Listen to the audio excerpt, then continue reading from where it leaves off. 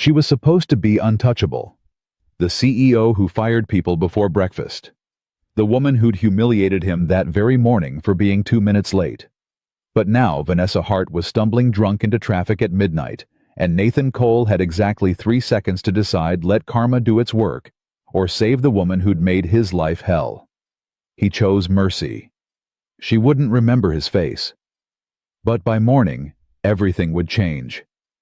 This is the story of one night that rewrote 2 destinies. I could have let you die. Vanessa Hart opened her eyes. Her bedroom. Noon. Her head felt like someone had taken a hammer to it. Nathan Cole stood in the doorway. Security uniform. Water glass. 2 aspirin. The guard she'd destroyed yesterday. You. Her voice came out like sandpaper. Yeah. Me. Memory hid in pieces. Rain. Headlights. Hands pulling her back. A voice saying, I've got you, while her legs quit working. She sat up. The room tilted. What are you doing here? Making sure you're alive. He set the water down. Hard. Your housekeeper let me in. Why would you? Because I'm a single father raising a 10-year-old who still believes people should help each other, even when they don't deserve it. He turned to leave. You're welcome. Wait. Nathan stopped. Yesterday. What I said. I was a bully. Yeah, you called me incompetent in front of 20 people because I was 2 minutes late. My son had a fever, needed medicine before school. But you didn't ask why. Just decided I was lazy. Vanessa's stomach dropped. I didn't know about... You didn't ask. His jaw locked.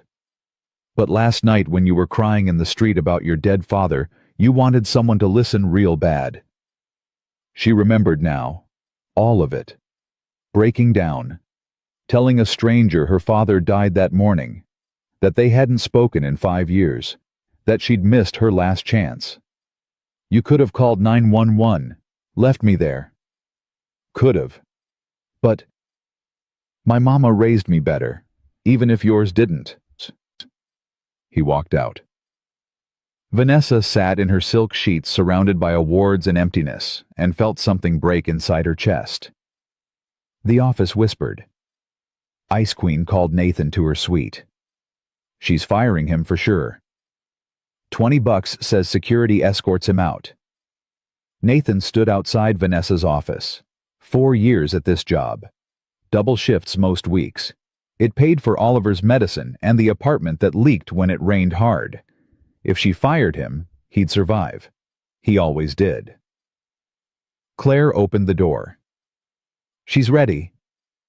Nathan walked in. Vanessa sat behind her desk, but something was different. Less makeup, softer shoulders. When she looked up, her eyes held something he didn't recognize. Fear. Close the door. He did. Sit. I'll stand. Nathan, please. That word. He sat. I owe you an apology. Her hands shook on the desk. What I said yesterday was cruel. You didn't deserve it. Nathan waited. And last night, you saved my life. I was walking into traffic. I didn't care if... She stopped, swallowed. You had every reason to keep driving. Why didn't you? People aren't disposable, even mean ones. A broken laugh escaped her. That's what I am. Mean. You know what you are. Vanessa looked down. I'm giving you a week off. Paid. No. Her head snapped up. What?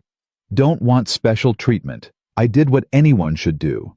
I'm not looking for a medal. You're working 70 hours a week raising your son alone. You deserve... How do you know that? I asked Claire. I realized I've worked with you for 4 years and never knew your name until last night. Shame colored her voice. Still don't know your son's name. Oliver. How old? 10. His mother. Dead. Cancer. 3 years. Silence filled the space between them. I want to help you, Vanessa said. Promotion. Better hours. Better pay. Don't need your guilt money. It's not guilt. Her voice cracked. You saw me at my worst. Drunk. Broken. Crying about a father who hated me. You could have destroyed me, sold photos, told everyone. Instead, you put me to bed and kept quiet. Tears welled. Do you understand how rare that is? What that means? Nathan softened. What happened with your father? She turned to the window. He built this company from dirt. Brilliant, brutal, impossible to please. I spent my whole life trying to earn his respect. When I made CEO, I thought he'd finally be proud. Instead, he told me I'd lost everything that made me human. Said I was cold, empty, just like him. Her voice dropped. He was right. Then change. How? Start by learning people's names. He moved to the door. I need to get back to work. Nathan. He stopped. Thank you. For not letting me die. He looked back, saw past the suit and the corner office, saw lonely, scared, drowning. You're welcome. But if you're gonna change, make it real. Don't feel bad for a week, then go back to who you were. People are watching. They'll know if it's fake. He left. Vanessa stood alone in her office and made a decision that would change everything. 3 days later, Nathan was checking the parking garage when heels clicked behind him. Mr. Cole. He turned. Vanessa Hart, but not in her usual armor. Jeans, sweater, hair down, normal. You lost? I want to talk. Away from the office. About what you said. About making it real. She stepped closer. I want to understand the life you live. The life half my employees live while I sit in my tower. You want to play poor. I want to learn. Will you teach me? Nathan studied her, looking for the angle. The PR stunt. But he only saw desperation wrapped in sincerity. Why me? Because you're the only person who's told me the truth in 10 years. Because you're raising a son on minimum wage and still had compassion for a stranger. Because I think if anyone can show me how to be better, it's you. Nathan laughed. No humor. You want humanity lessons from a night shift security guard? Yes. That's crazy. Probably, but I'm asking anyway. He thought about Oliver, the bills, the bathroom leak he couldn't fix, how this woman could destroy him with one phone call. But he also thought about her crying in the rain, the loneliness in her eyes that matched his own. Fine, but my way. No assistants, no cameras, no performance. Deal. And if you're mean to my kid, we're done. Her eyes widened. I would never. Just making sure. When do we start? Tomorrow, 6 a.m. I work the crossing guard shift at Oliver's school. You can help. 6 in the morning. Problem. She straightened. No problem. Wear comfortable shoes. The fancy ones won't cut it. As she walked away, Nathan wondered what he'd just agreed to. Vanessa showed up at 5:57 a.m. in sneakers and panic. Oliver stared from the back seat. Dad, why is your boss here? She's helping today. Why? She wants to learn how regular people live. Oliver frowned at her. Are you rich? Yes. Do you have a big house? Very big. Can I see it? Oliver? Nathan's warning voice. It's okay. Vanessa met the boy's eyes. Maybe someday. They drove to the elementary school in silence. Nathan handed her a reflective vest. Simple job. Watch for cars. Watch for kids. Keep everyone safe. That's it. That's everything. For an hour, Vanessa stood in the intersection holding a stop sign. Parents waved. Kids said good morning. One little girl gave her a dandelion. She felt more alive than she had in years. When the last child went inside, Nathan walked over. How was it? Terrifying. Every time a car came too fast. You thought they might not stop. Yes. Mrs. Patterson does this every morning. 63 years old. $12 an hour. Works 3 jobs. Can't retire. Something cracked in Vanessa's chest. That's wrong. Most things are. Nathan collected the vests. Come on. Breakfast. They ended up at a diner. Burnt coffee. Cheap pancakes. Oliver ordered chocolate chips. Vanessa got toast and watched them like she was studying a foreign language. Why did your mom die? Oliver asked. Oliver. Nathan's face flushed. It's okay. Vanessa set down her coffee. She got sick. Her heart stopped working. I was 16. Oliver nodded. My mom died too. Cancer. I was 7. I'm sorry.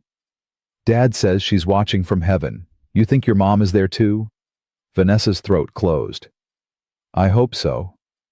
Maybe they're friends now. He went back to his pancakes like he hadn't just shattered her heart into pieces.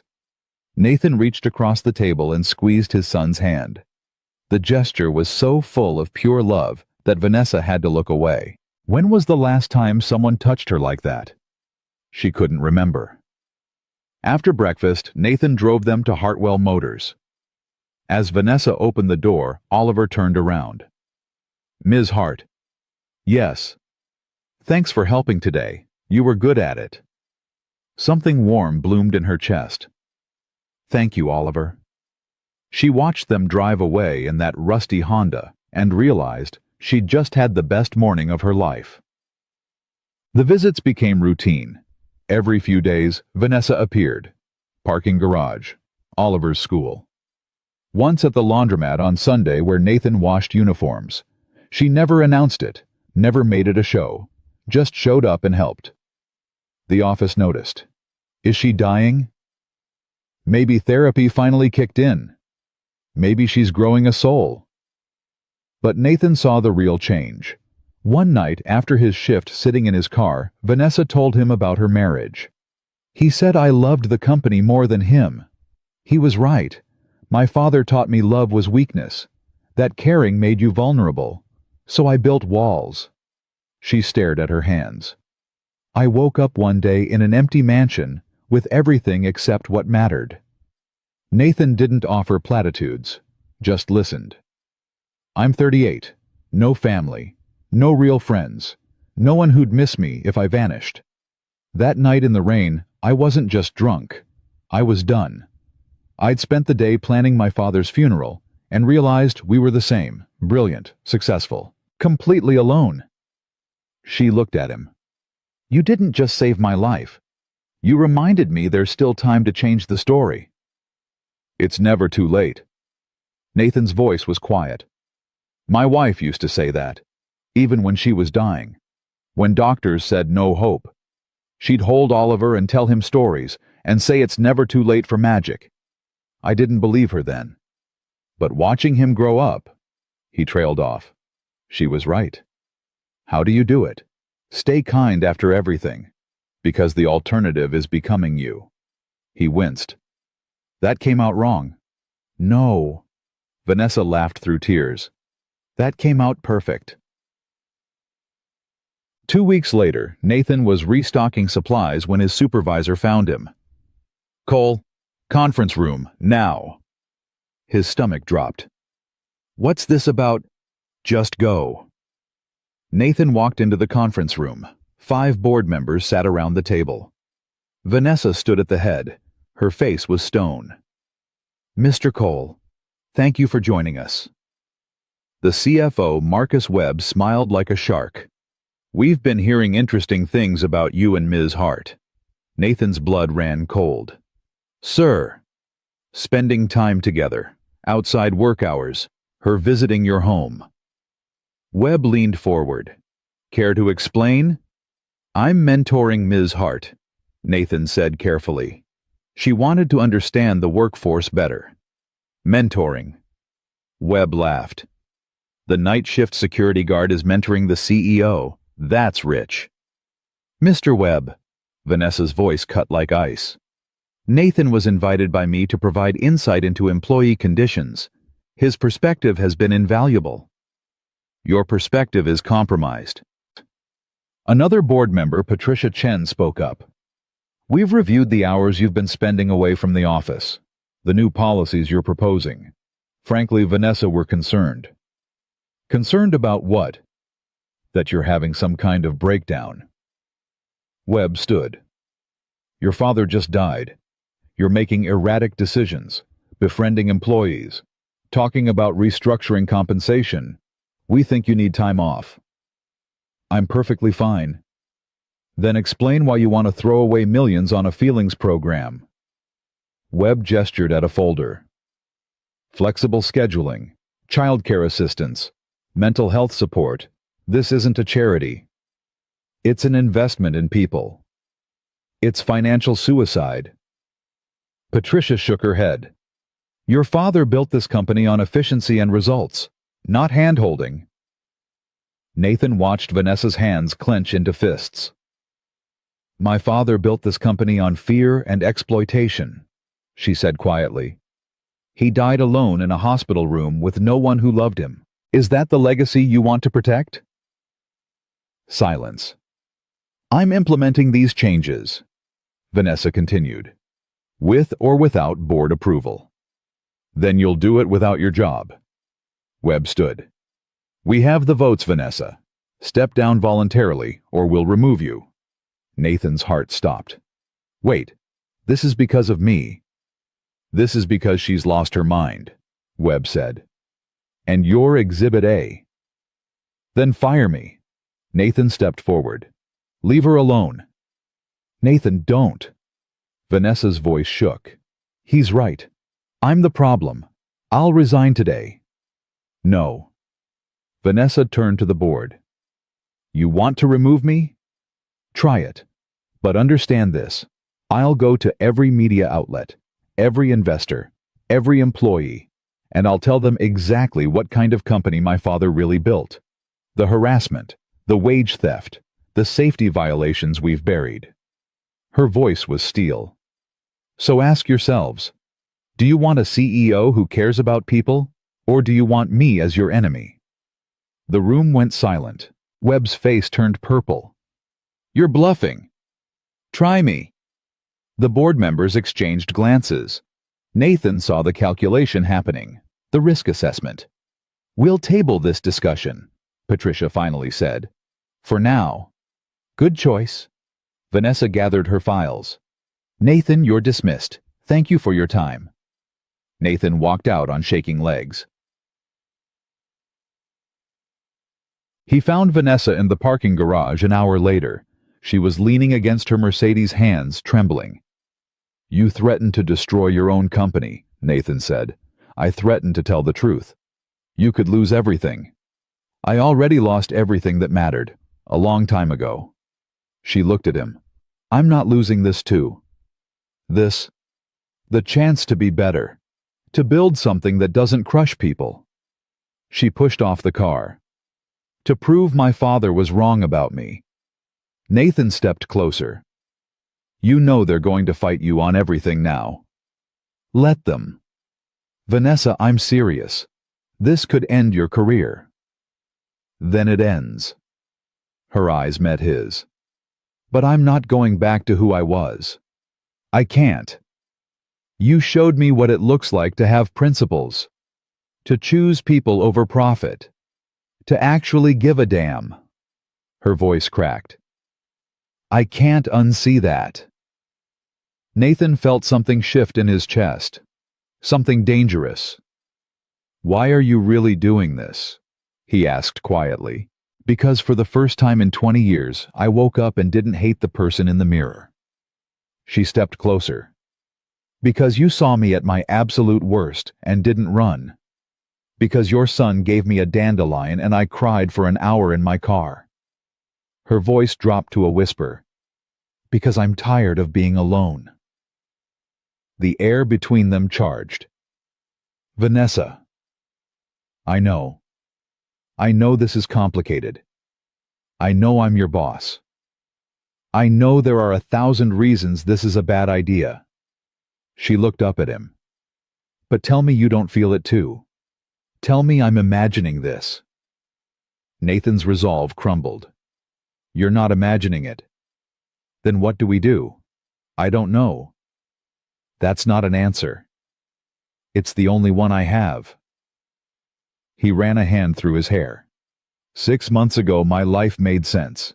Get up, take care of Oliver, work, sleep, repeat. Then you stumbled into traffic and everything got complicated. Complicated how? You know how. Vanessa reached for his hand, stopped herself. Say it. Don't make me. Nathan, say it. He looked at her, really looked. Saw the woman she'd become. Still sharp, still powerful, but softer, kinder. Someone who learned crossing guard routes and asked about his son's homework. Someone who made him feel things he'd buried with his wife. I think about you, he said quietly. More than I should. When I'm at home, when I'm working, when Oliver asks why I'm smiling at nothing. He stepped closer. You're in my head, and I don't know how to get you out. Why would you want to? Because this can't go anywhere. You're the CEO. I'm the only person who treats me like a human being. Vanessa interrupted. The only person I trust. The only person whose opinion matters more than the board's or the shareholders or my dead father's. Her eyes glistened. So don't tell me this can't go anywhere. It's already gone somewhere. Nathan's breath caught. If we do this, everything gets harder. People will talk. Your board will lose their minds. My son comes first, always. I wouldn't want it any other way. And when you wake up one day and realize this was a mistake, then I'll deal with it. She finally took his hand. But right now the only mistake would be walking away from something real because we're scared. Their fingers intertwined. Nathan looked down at their joined hands and felt the ground shift beneath his feet. I got a job offer, he said. 2 weeks ago, Denison Industries, security supervisor, double my salary. Vanessa went still. What? I was going to take it. For Oliver. Better pay. Better hours. He met her eyes. But then you showed up in jeans asking to learn about crossing guards, and everything changed. Are you still taking it? I don't know. He pulled his hand back. Part of me says yes. It's the smart choice, the safe choice, the choice my wife would want me to make. And the other part wants to stay, to see where this goes, to wake up and not dread coming to work. And he paused. To keep having coffee with you in parking garages at midnight. Vanessa's eyes filled with tears. I can't ask you to turn down that job for me. You're not asking. I'm deciding. Nathan. But I need to know something first. He stepped closer. Is this real? Or is this gratitude because I can't risk my son's future on something that might fade when you don't need saving anymore? The question hung between them like smoke. Vanessa wiped her eyes. I don't know. Nathan felt his heart crack. Okay. No. Listen. I don't know because I've never felt this before. I don't know if it's real or gratitude or loneliness or all three mixed together. She grabbed his hand again. But I know I count the hours until I see you. I know your son's laugh makes me cry. I know I'd burn my whole career down to protect you from my board. And I know that scares me more than anything in my entire life. That's not an answer. It's the only one I have. She squeezed his hand. So, here's what I propose. You decide about the job based on what's best for Oliver. Not for me, not for us, just him. And whatever you choose, I'll support it, even if it means you leave. And if I stay, then we figure it out, slowly, carefully. No pressure, no expectations. Just two people who found each other in the rain and decided not to let go. Nathan searched her face, looking for doubt, for hesitation. But all he saw was raw honesty wrapped in terror. "I'll think about it," he said finally. "That's all I ask." They stood in the garage, hands still joined, both knowing they'd crossed a line they couldn't uncross. "I should go," Nathan said. "Oliver's home alone." "Of course." He started to leave, stopped, turned back. "Vanessa." "Yeah. For what it's worth, I hope I stay too." He walked away before she could respond. Vanessa stood alone in the parking garage, holding the ghost of his hand in hers, and let herself cry for the first time since she was 16 years old. That night, Nathan sat at his kitchen table, the job offer spread in front of him. Oliver was asleep. The apartment was quiet except for the drip from the bathroom leak. 2 paths, security supervisor. Double salary, stability, safety. Or stay. Fight. Risk everything for something that might not even be real. His phone buzzed. A text from Vanessa. "Whatever you decide, thank you for reminding me what it feels like to be human. That gift is worth more than you'll ever know." Nathan stared at the message for a long time. Then he picked up the job offer and did something he never thought he'd do. He wasn't sure if it was the smart choice. But for the first time in 3 years, it felt like the right one. The next morning, Nathan walked into Vanessa's office. She looked up, hope and fear warring in her eyes. "I made a decision," he said. "And I called Dennison, told them I'm declining the offer." Vanessa stood. "Nathan, you didn't have to." "I'm not finished." He held up a hand. "I'm staying at Hartwell, but not because of you. Because of what you're trying to build. This program, these changes. If you're serious about making this company better, you're going to need people who believe in it. People who've lived the life your employees live." He stepped forward. "So I'm staying, as your employee. Nothing more. Not yet. Not yet.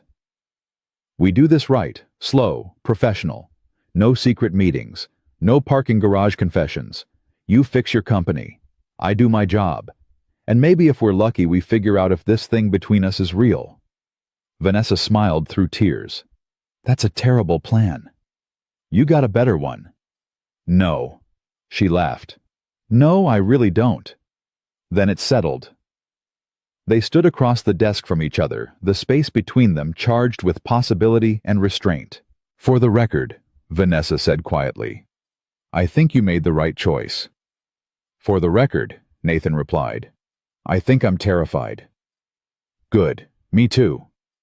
And in that moment, standing in the light of a new day, both of them understood that terrified was exactly where they needed to be. Because the best things in life started with fear and ended with courage, and they were just getting started. The announcement came 3 days later.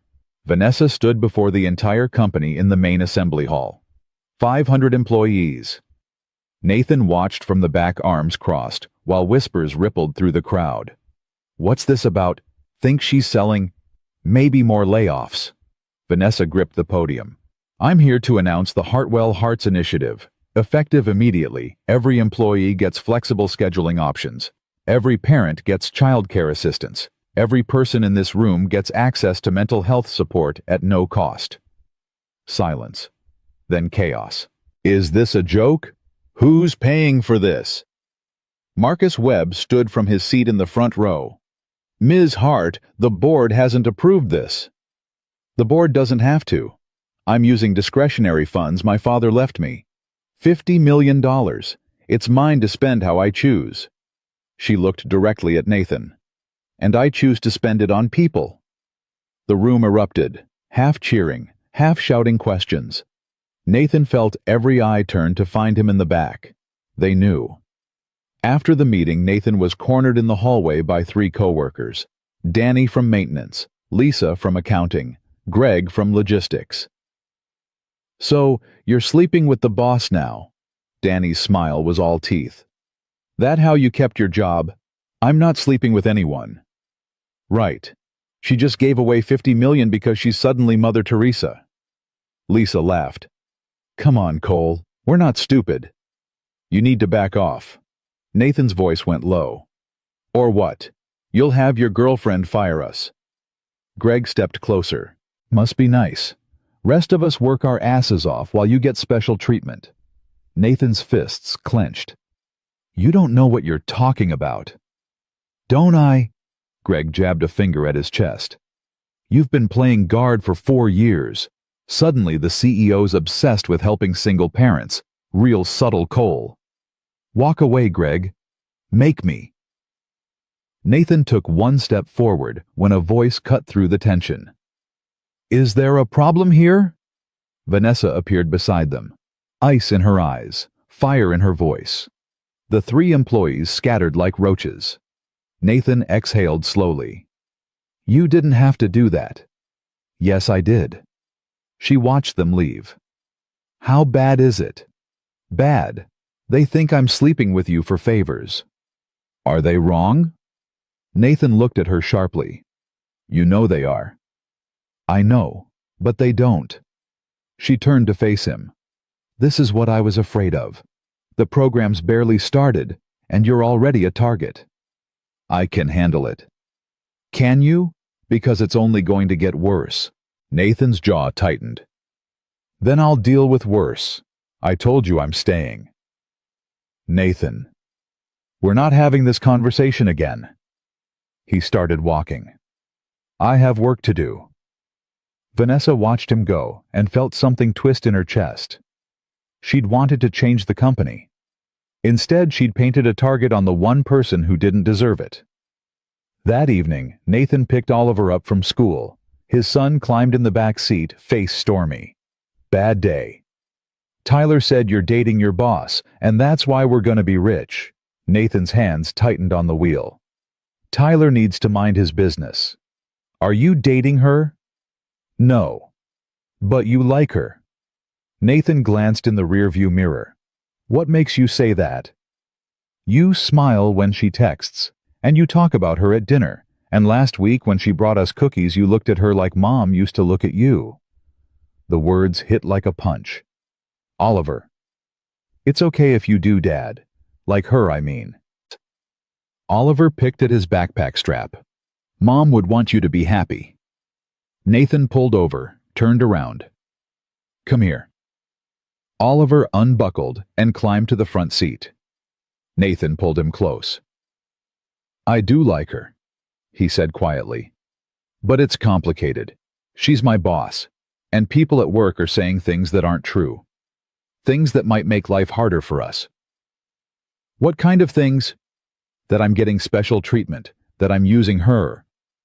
Oliver frowned. But you're not. I know, but sometimes people believe what they want to believe. So what do we do? Nathan looked at his son. 10 years old and already carrying weight no kid should have to. We keep our heads down. We do the right thing. And we trust that the truth will win. Does it always win? I don't know, buddy. I really don't know. They sat in the car while traffic moved past them, father and son holding on to each other against a world that suddenly felt a lot less safe. 2 weeks later, the board called an emergency meeting. Vanessa sat at the head of the table surrounded by hostile faces. The numbers are in, Marcus Webb said. Your little charity project is costing us $3 million a month. Production's down. Morale is divided. Half the workforce thinks you're playing favorites. Morale is divided because you're spreading rumors, Vanessa shot back. I've seen the internal emails, Marcus, the ones where you suggest Nathan Cole is sleeping his way up the ladder. Webb's face hardened. I suggested no such thing. Then explain this.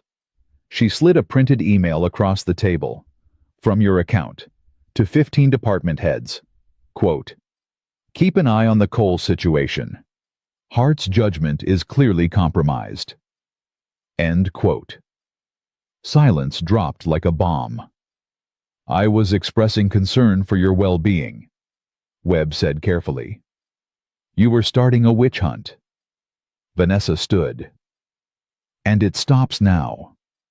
Nathan Cole has done nothing wrong. The Hearts Initiative is separate from any personal relationship I may or may not have. And if anyone in this room continues to spread false information, I will sue them personally for defamation. Patricia Chen cleared her throat. Vanessa, we're not the enemy here. We're trying to protect you. And the company. Protect me from what? From actually caring about employees, from treating people like human beings instead of line items, from making emotional decisions that could destroy everything your father built. My father built a prison. Vanessa's voice shook. He died alone because he valued profit over people. If following his example means ending up like him, I'd rather burn the whole thing down. Then maybe you should step aside, Webb said coldly. Before you do exactly that. Is that a threat? It's a reality check. You have 6 months to show ROI on this Hearts Initiative, or we're pulling the plug. And you. He pointed at her. We're voting to remove you as CEO. Vanessa's blood ran cold. You can't do that. We can. We have the votes. 6 months, Vanessa. Make it work or you're out. The meeting ended. Vanessa sat alone in the conference room, staring at the wood grain of the table, feeling the walls close in. Nathan found her there an hour later. They gave me 6 months, she said without looking up. 6 months to prove the program works, or they fire me and shut it all down.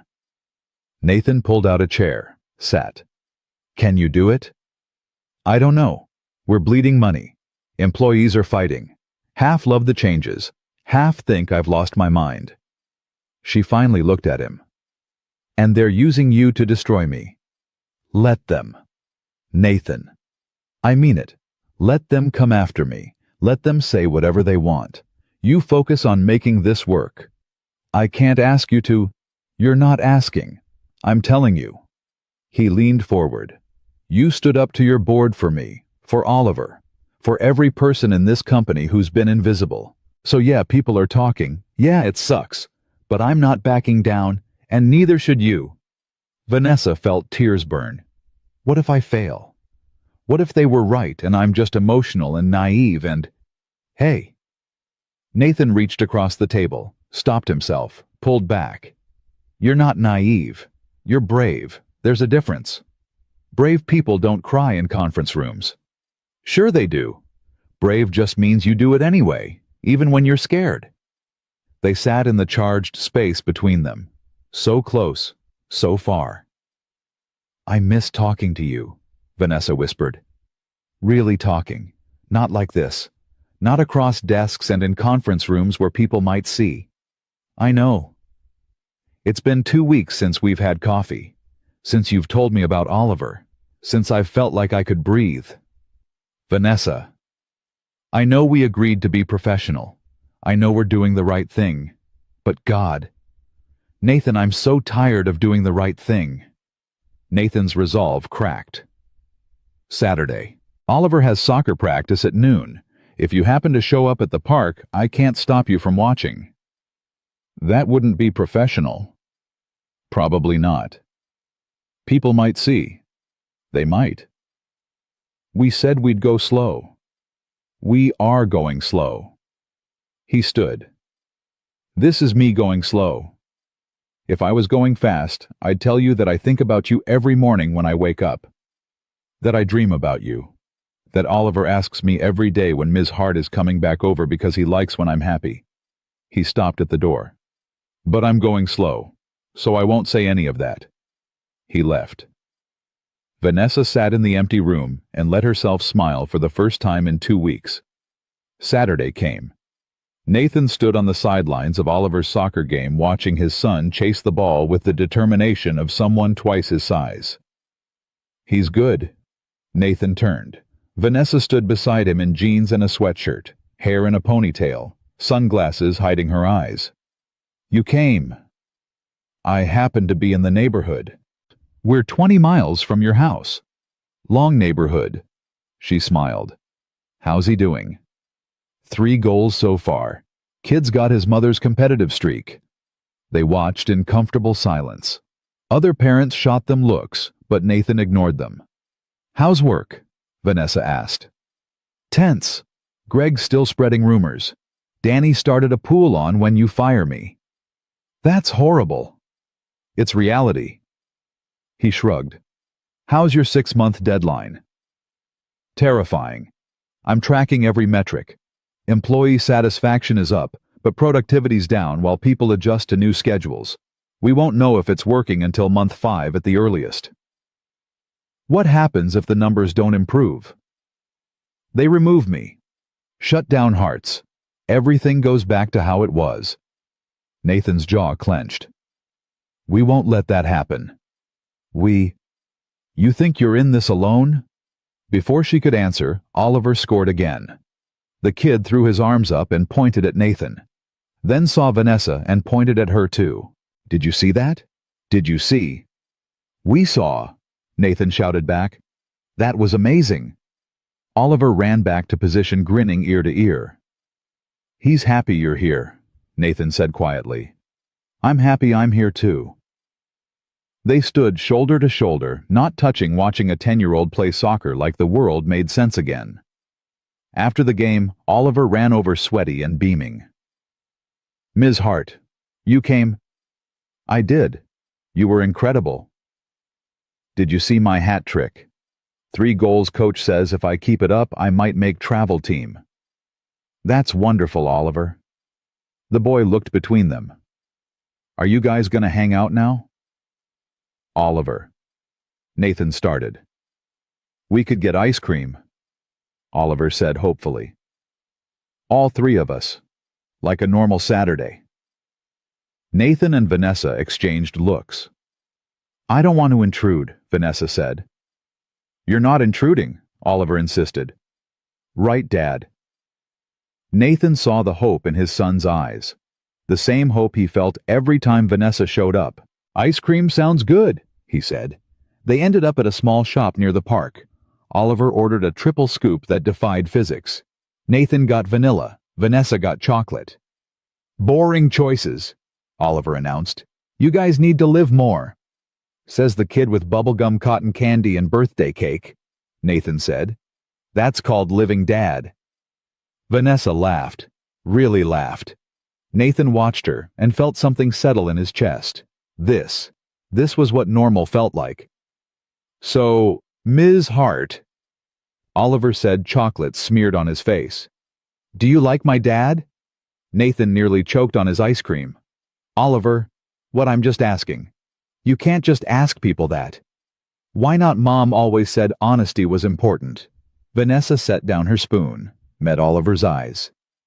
"Your mom was right. Honesty is important. So yes, Oliver. I like your dad very much." The boy nodded seriously. "Good. Because he likes you too. He just won't say it because he thinks I'll be upset." "Oliver." "But I'm not upset. I think Mom would like you. You're nice, and you make Dad smile again." He went back to his ice cream like he hadn't just cracked both their hearts wide open. Nathan stared at his son.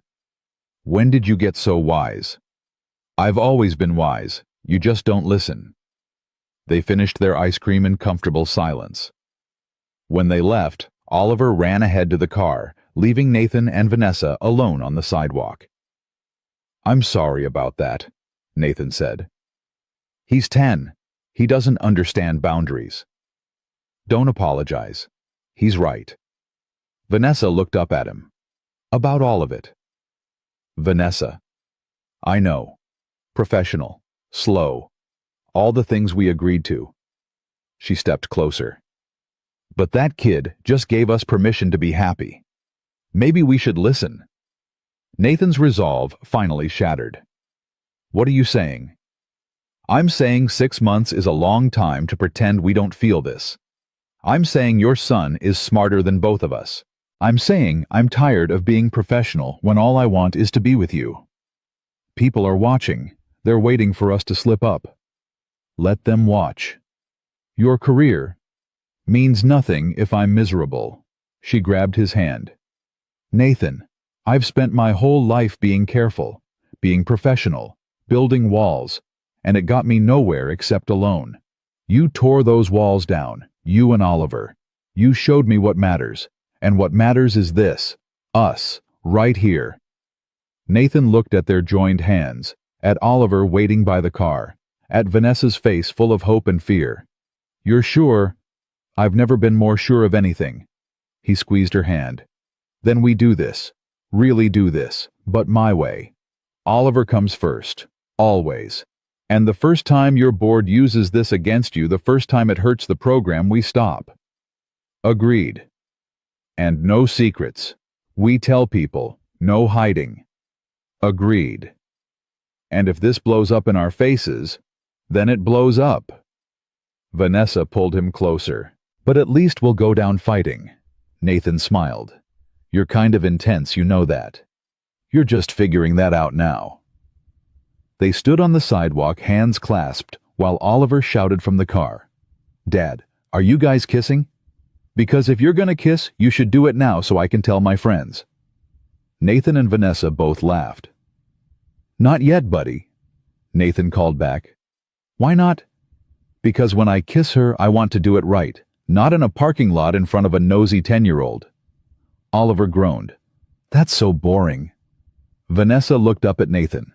When then? When the moment's right. And when will that be? I'll know it when I see it. They walked to the car together, hands still joined, while Oliver provided commentary on their entire relationship. You guys are so slow. Mom and Dad kissed on their second date. This is like your 10th date and nothing. I'm gonna die of old age before you guys figure this out. But Nathan and Vanessa weren't listening. They were too busy trying not to laugh. Too busy feeling like maybe, just maybe, things were going to be okay. Monday morning shattered that illusion. Nathan arrived at work to find his locker vandalized. Someone had spray-painted CEO's pet across the door. Photos of him and Vanessa from the soccer game were taped underneath. His stomach dropped. Security footage showed 3 masked figures breaking in at 2 a.m. Untraceable. When Vanessa found out, she went nuclear. Who did this? I don't know. I want names. I want them fired. I want... Vanessa, stop. Nathan grabbed her arm. This is exactly what they want. You lose your temper, you prove their point. That you're emotional. That I'm a liability. You're not a liability. To your board I am. To half your employees I am. He gestured at the locker. This is just the beginning. Then what do?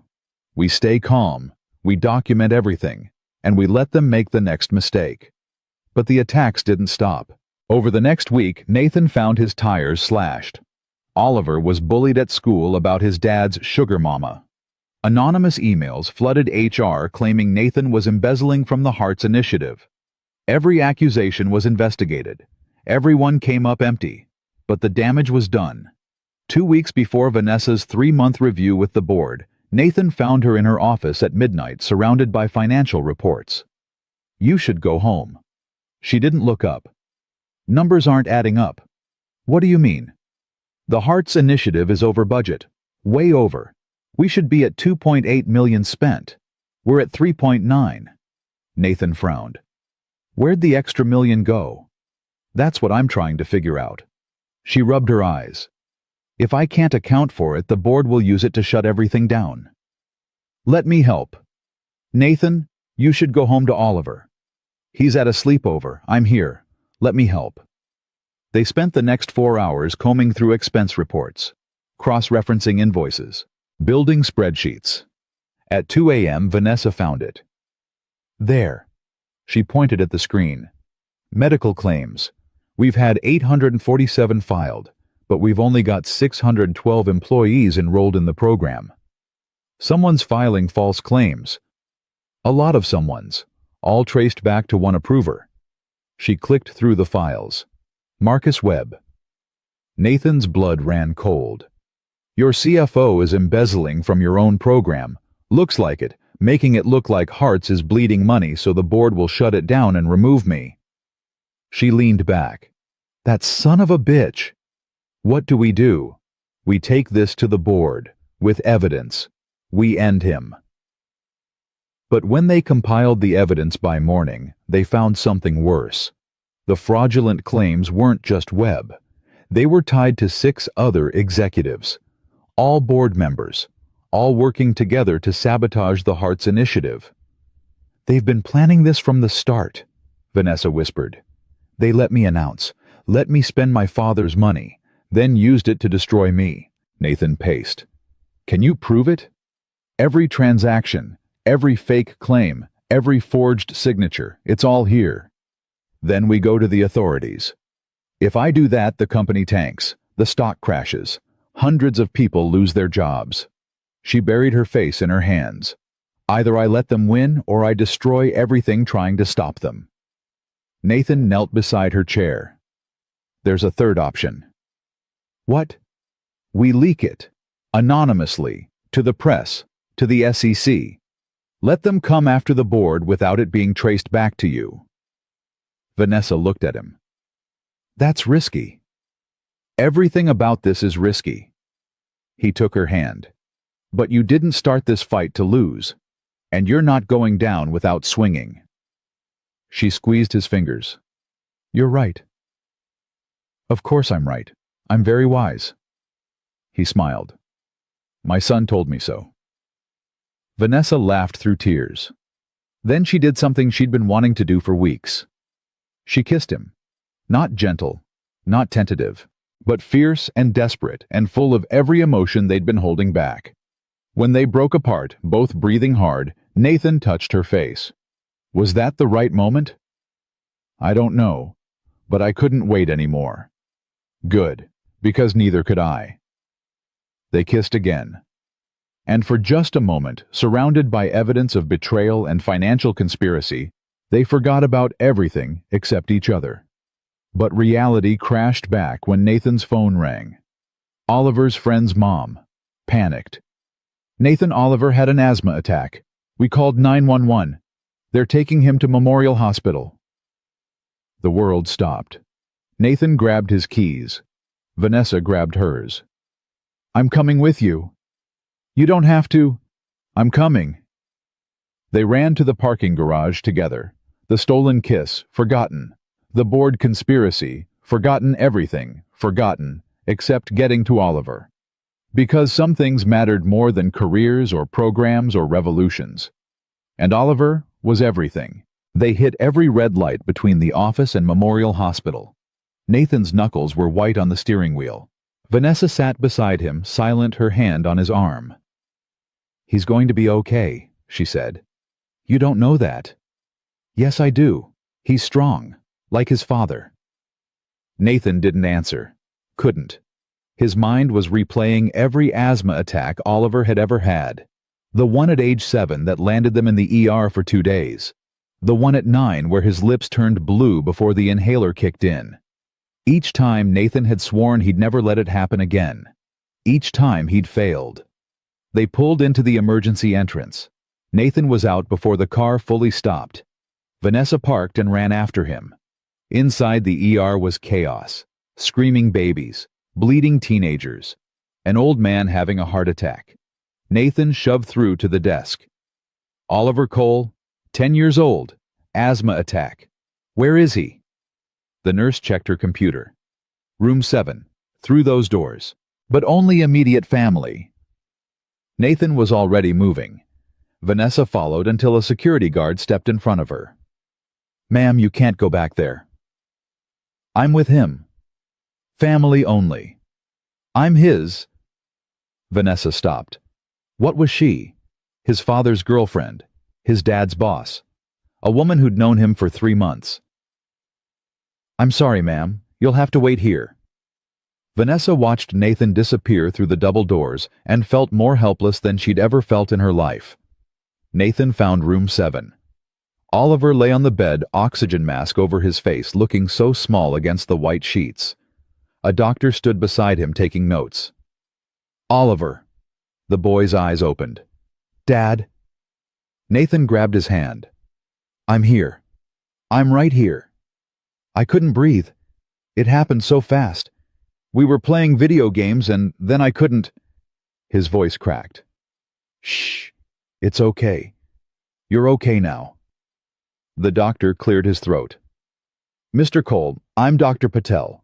Oliver had a severe asthma attack triggered by what looks like a dust allergy. His friend's basement hadn't been cleaned in a while. We've given him albuterol and a steroid. He's stable now, but I want to keep him overnight for observation. Whatever you need to do." "There's something else." Dr. Patel pulled Nathan aside. His inhaler was expired by 6 months. Nathan's stomach dropped. "What? When was his last pulmonologist appointment?" "I don't know. 8 months? 9. He needs to be seen every 6 months. His medication needs adjusting. His current dosage isn't cutting it." The doctor's voice was gentle but firm. "I know it's expensive. I know insurance doesn't always cover everything, but this is serious, Mr. Cole. Next time we might not get to him fast enough." Nathan felt shame burn through him.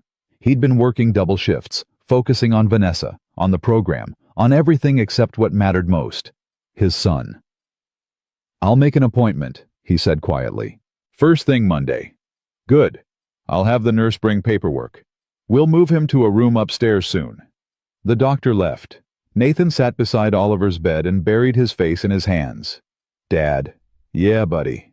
I'm sorry." Nathan looked up. "What? No. You have nothing to be sorry for. I forgot my inhaler at home. If I'd remembered, this isn't your fault. It's mine. I should have checked your medication. Should have taken you to the doctor. Should have—" His voice broke. "I'm supposed to take care of you, and I dropped the ball." "You take care of me every day." "Not enough. Not well enough." "Dad, stop." Oliver pulled off his oxygen mask. "Mom used to say you can't control everything. Remember? She said life happens, and we just do our best." "Your best almost died tonight." "But I didn't. I'm right here, and you're here, and that's what matters." Nathan grabbed his son's hand and held on like he was drowning. Out in the waiting room, Vanessa paced. An hour passed. Then 2. She tried calling Nathan. No answer. She texted. Nothing. Finally, she couldn't take it anymore. She walked up to the desk. "Excuse me, Oliver Cole, room 7. Can you at least tell me if he's okay?" The nurse looked up. Recognition flashed across her face. "You're Vanessa Hart, from Hartwell Motors." "Yes. My sister works there, in accounting. She says you changed her life with that Hearts program. Flexible hours meant she could finally go back to school."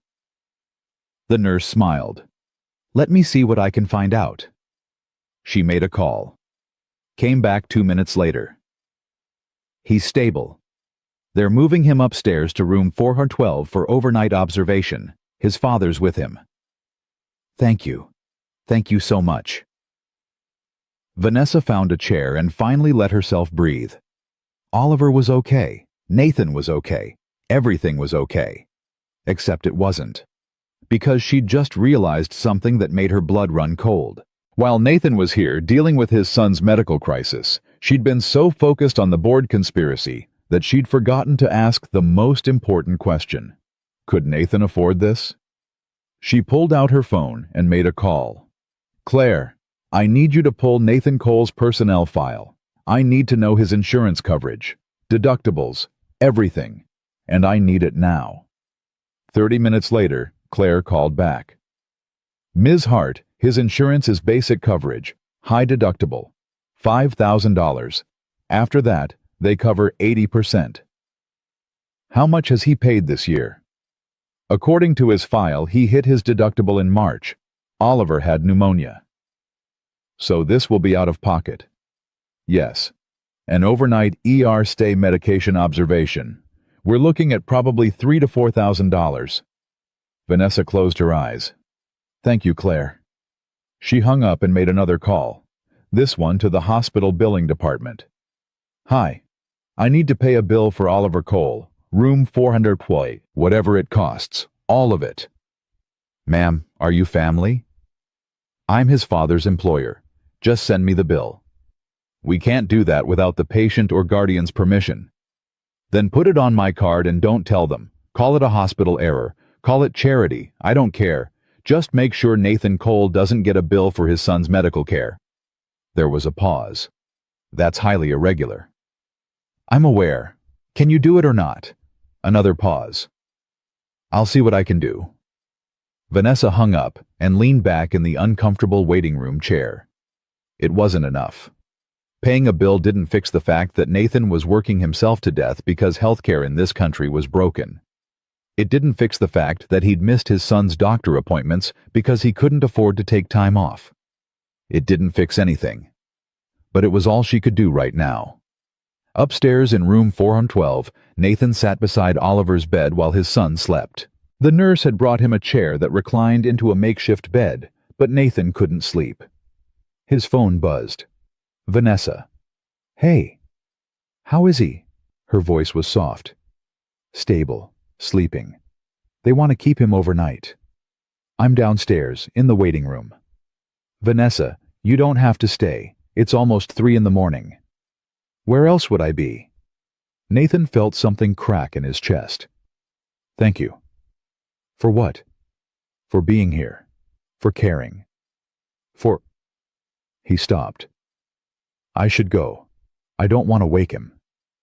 Nathan, wait. There's something I need to tell you. Can it wait? No, it can't. She took a breath. That night in the rain, when you found me, I wasn't just drunk. I wasn't just sad. I was done. I'd decided that if a car hit me, I'd let it. I wouldn't move, wouldn't fight. I'd just let it end. Nathan's blood ran cold. Vanessa, I need you to hear this, because tonight, sitting in this waiting room, not knowing if Oliver was okay, I realized something. I was so wrapped up in saving my company and fighting my board and proving my father wrong that I forgot what actually matters. People, connection, life. Her voice shook. You didn't just pull me out of traffic that night.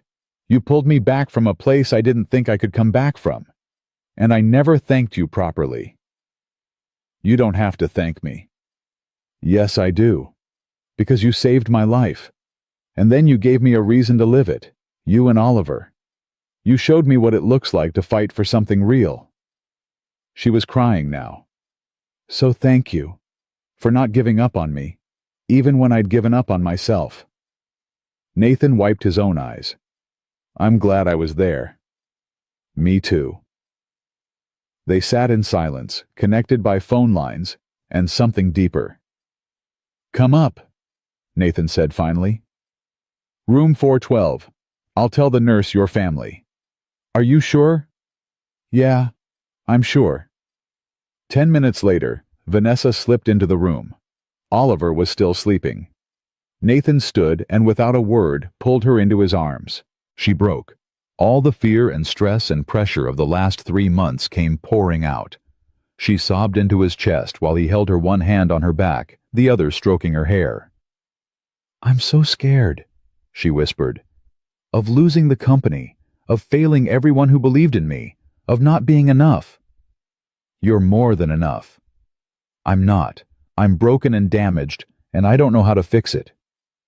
You don't have to fix it. You just have to keep showing up. Keep trying. That's all any of us can do. She pulled back to look at him. How do you do it? Stay strong when everything's falling apart. Nathan glanced at his sleeping son. Because I don't have a choice. Oliver needs me. So I get up every day and I fight. Even when I'm tired. Even when I want to quit. I fight. I want to be like that. Strong like that. You already are. You just don't see it yet. They stood in the dim hospital room, foreheads touching, while machines beeped, and Oliver breathed steadily, and the world kept spinning outside. I leaked the files, Vanessa said quietly. Before we left the office, sent everything to the SEC, to 3 major newspapers, to a federal prosecutor I know from law school. Nathan pulled back. What? The evidence against Webb and the board. I couldn't wait. If something happened to Oliver, if something happened to you, I needed to know I'd at least tried to stop them. Vanessa, that's career suicide. Maybe. But it's also the right thing. She met his eyes. My father spent his whole life building an empire. He died with no one who loved him, no one who cared, just money and power and emptiness. Her voice hardened. I'd rather lose everything trying to be good than win by being like him. Nathan cupped her face. You're nothing like him. Yay. How do you know? Because he never would have spent 3 hours in a hospital waiting room for someone else's kid.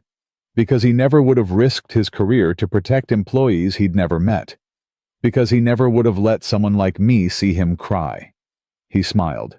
You're better than him, in every way that counts. Vanessa kissed him, soft, gentle, full of gratitude and grief and hope. When they broke apart, Oliver's voice came from the bed.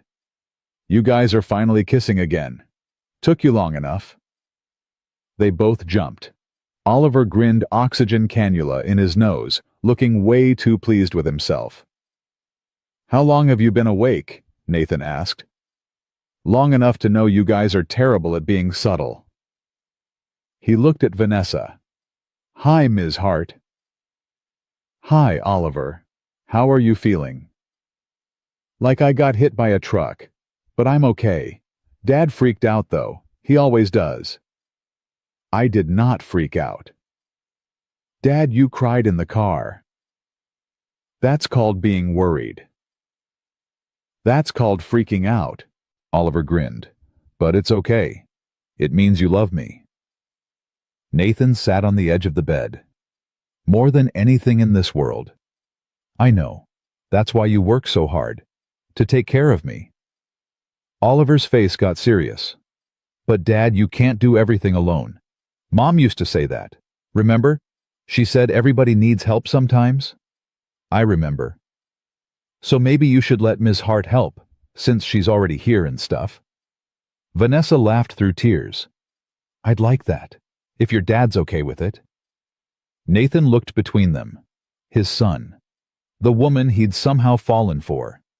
Two people who'd come into his life and turned everything upside down in the best possible way. Yeah, he said quietly. I'm okay with it. Oliver pumped his fist.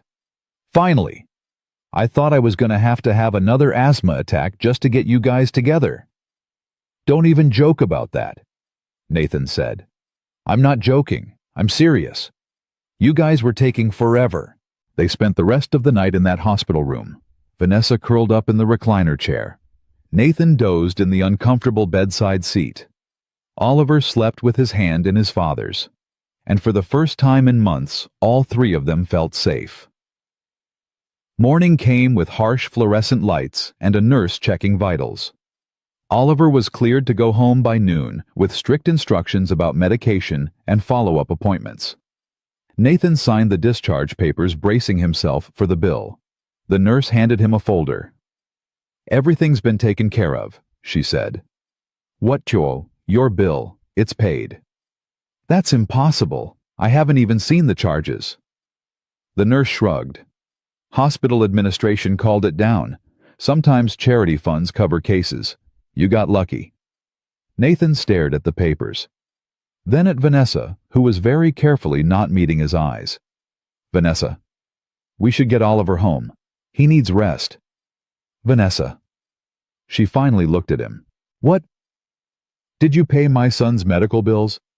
I have no idea what you're talking about. You're a terrible liar. I'm an excellent liar. I just choose not to with you. She picked up Oliver's bag. Come on, let's go home. Nathan wanted to argue, wanted to tell her he didn't need her money, that he could take care of his own son. But Oliver was already up and moving, and the truth was he couldn't afford this bill. Not without going into debt, not without working more hours he didn't have.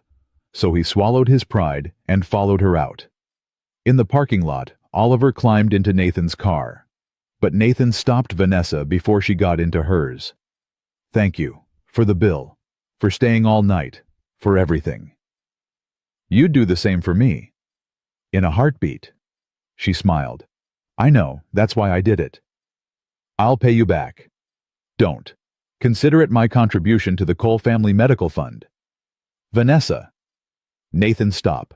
Let someone help you for once. Let me help you. She touched his face. You've been taking care of everyone else for so long. Let someone take care of you. He leaned into her touch. I don't know how. Then learn. Starting now. She kissed him. Right there in the hospital parking lot where anyone could see. And Nathan kissed her back, finally letting go of the fear that he had to do everything alone. When they broke apart, Oliver was hanging out the car window making gagging noises. Gross. You guys are so gross. You're the one who wanted us together, Nathan called back. I wanted you to hold hands and be nice, not suck face in public. There are children present. Vanessa laughed. He's got a point. He's 10. Everything embarrasses him. I can hear you, Oliver shouted. They drove home in separate cars, but Nathan watched Vanessa's Mercedes in his rearview mirror the whole way and felt something he hadn't felt in 3 years. Hope. Back at the apartment, Vanessa helped Nathan get Oliver settled. The place was small, a 2-bedroom with peeling linoleum and a leak in the bathroom, but it was clean and filled with photos and love. Can I get you anything? Nathan asked. Coffee water apology for my disaster of a home. Your home is perfect, and coffee sounds good. They stood in the tiny kitchen while Oliver watched TV in the living room. Nathan made coffee with hands that still shook slightly from the adrenaline crash. I've never had anyone in my life like you, he said quietly. Someone who just shows up, no questions, no judgment. Just there. You deserve that. Do I? Because most days I feel like I'm barely holding it together, working 2 jobs, raising Oliver alone, trying not to drown. He handed her a mug. Then you come along and somehow make me feel like maybe I'm doing okay after all. You're doing better than okay. You're raising an incredible kid. You stood up to your boss and made her become a better person. You changed an entire company. Vanessa set down her coffee. You changed me. Nathan pulled her close. You changed me too. They stood in his kitchen, holding each other, while Oliver watched cartoons and morning light filtered through worn curtains. It wasn't perfect. It wasn't a fairy tale. But it was real. And real was enough. Later that afternoon, Nathan's phone rang. Unknown number. Hello. Mr. Cole, this is Janet Price from the New York Times. I'm calling about documents we received last night regarding Hartwell Motors. Documents that suggest widespread fraud by multiple board members. Can you comment? Nathan's blood ran cold. I have no comment. The documents were sent from an IP address registered to Hartwell Motors. You work there, correct? I'm hanging up now. Mr. Cole, if you know anything. He ended the call, looked at Vanessa. It started. She nodded. Good. Good, Vanessa, they're going to trace this back to you. Let them try. I used an anonymous VPN, bounced the signal through 6 countries. They'll never prove it was me. You seem to know a lot about cybercrime. My father didn't raise an idiot, just a morally bankrupt one. She smiled. I learned some useful skills before I found my conscience. Nathan's phone rang again. Then again. By evening, news vans were parked outside Hartwell Motors. The SEC announced an investigation. Webb and 5 other board members were placed on administrative leave. And Vanessa's phone finally rang. It was Patricia Chen. You did this. I don't know how, but you did. I have no idea what you're talking about. The SEC is crawling all over the company. Marcus is lawyering up. The stock dropped 14% in 2 hours. Patricia's voice was ice. You just destroyed everything your father built. No, I destroyed what he corrupted. There's a difference. The board is meeting tomorrow. Emergency session. You're out, Vanessa. It's over. Then I'll go out fighting. She hung up, looked at Nathan and Oliver, who'd both been listening. I'm fired, she said calmly. Effective tomorrow. Oliver spoke first. That sucks. Oliver, Nathan warned. What? It does. Ms. Hart was trying to help people and they fired her for it. That super sucks. He's not wrong, Vanessa said. It does super suck. Nathan moved to her side. What are you going to do? Show up tomorrow. Make them fire me to my face. Go down swinging like you taught me. She smiled. And then figure out what comes next. We'll figure it out, Nathan corrected. Together. Together, Oliver echoed. Vanessa looked at them both, this man and his son, who'd somehow become her family, and felt tears burn again. Together, she agreed. That night, after Oliver went to bed, Nathan and Vanessa sat on his worn couch, drinking cheap wine and watching the news coverage of the Hartwell scandal. You think they'll arrest Webb? Nathan asked. I hope so. Him and the rest of them. They deserve it. And you, what happens to you? I don't know. Probably get blacklisted, maybe sued, definitely unemployed.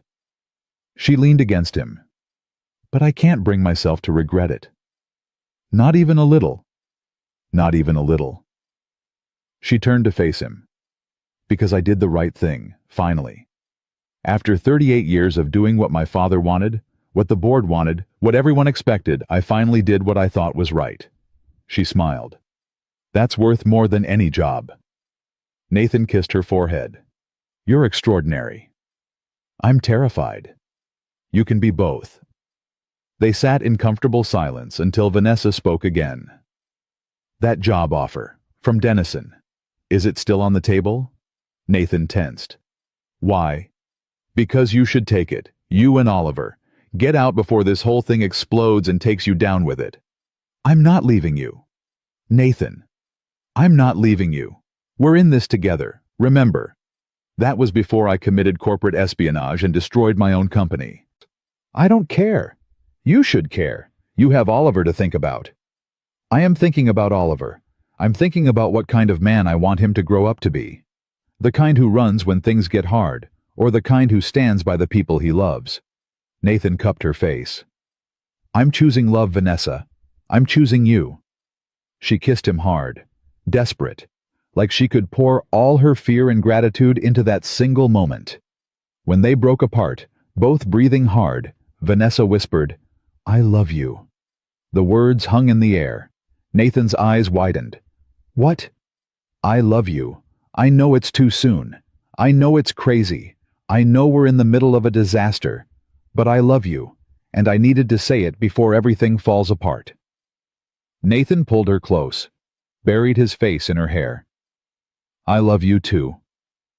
They held each other on that worn couch in that tiny apartment, while their world burned down around them.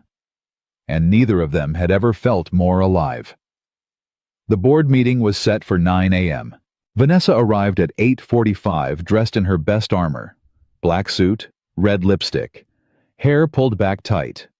Nathan wanted to come, but she'd refused. This is my fight, she'd said that morning. I need to finish it alone.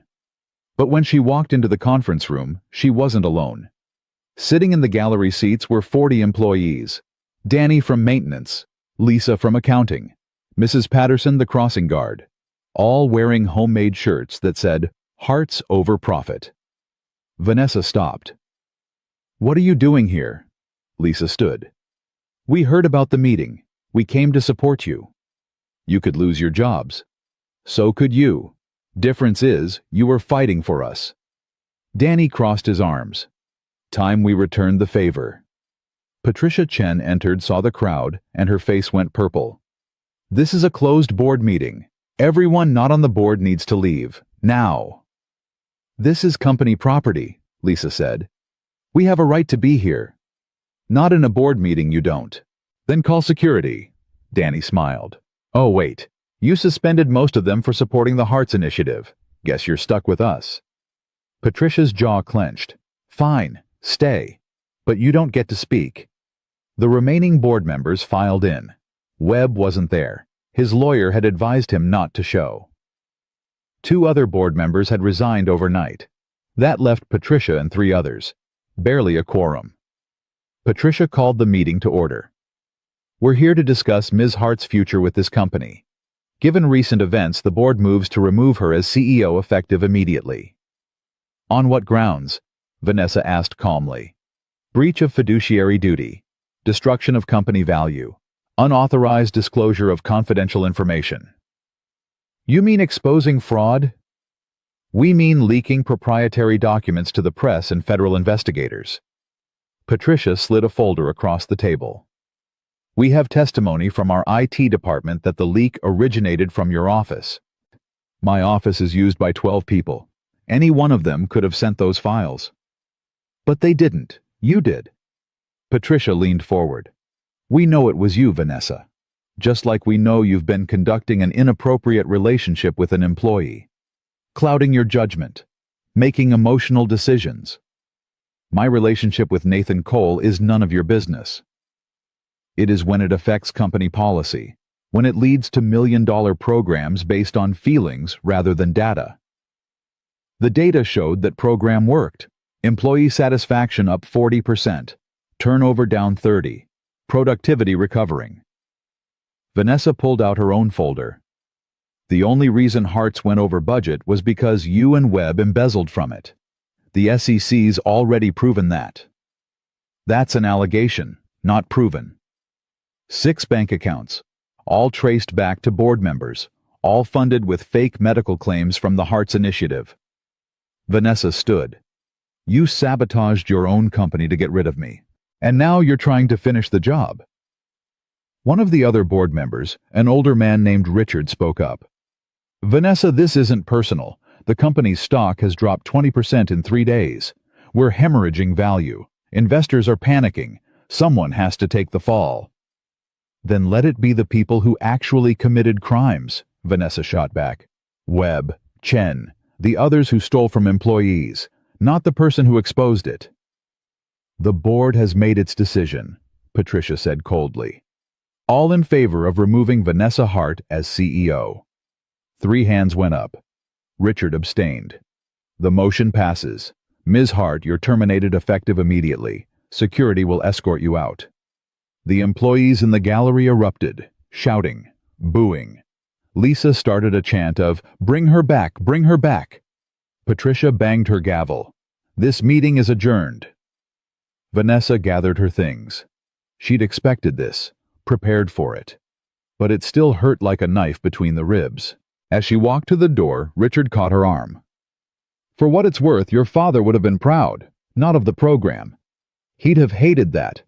But of you standing up to us.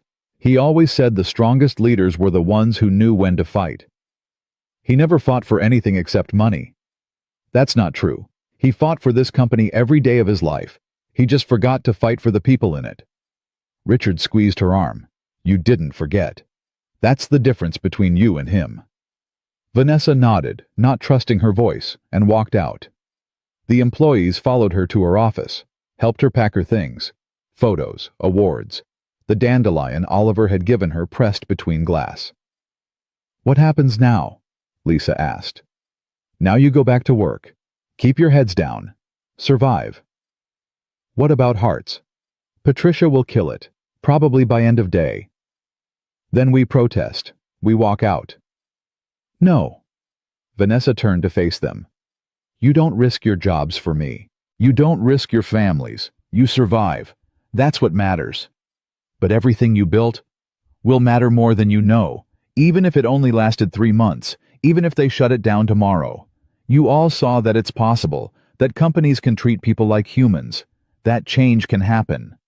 She smiled through tears. That's worth more than any program. They hugged her one by one and filtered out.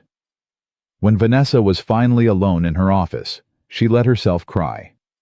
Not for the job, not for the company, but for the dream that had died before it could fully take root. Her phone rang. Nathan. I heard. I'm so sorry. Don't be.